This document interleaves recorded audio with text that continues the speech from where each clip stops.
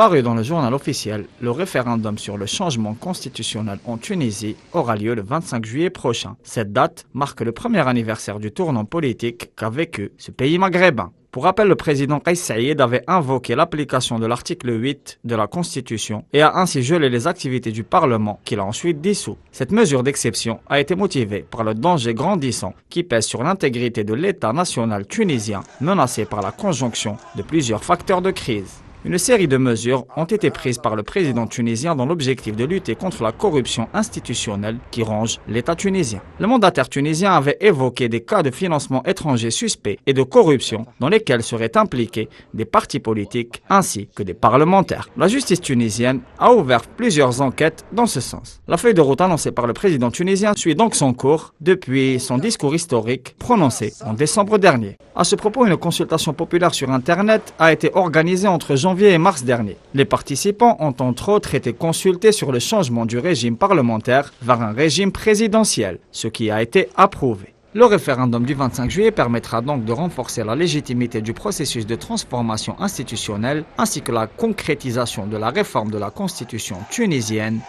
Dans la foulée, des élections législatives sont prévues le 17 décembre prochain et permettront un passage effectif vers une nouvelle république, garantissant le respect des libertés démocratiques ainsi que la séparation des pouvoirs exécutifs, judiciaires et législatifs. La situation politique en Tunisie n'en reste pas moins chargée d'une atmosphère chrysogène.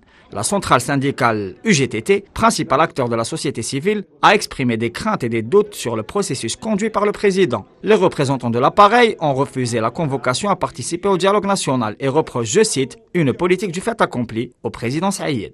Le 30 juin prochain est la date de finalisation de la nouvelle mouture de la Constitution qui sera présentée au public et proposée au peuple tunisien qui est appelé à s'exprimer dans les urnes le 25 juillet sur ce pas décisif vers l'édification d'une nouvelle république en Tunisie.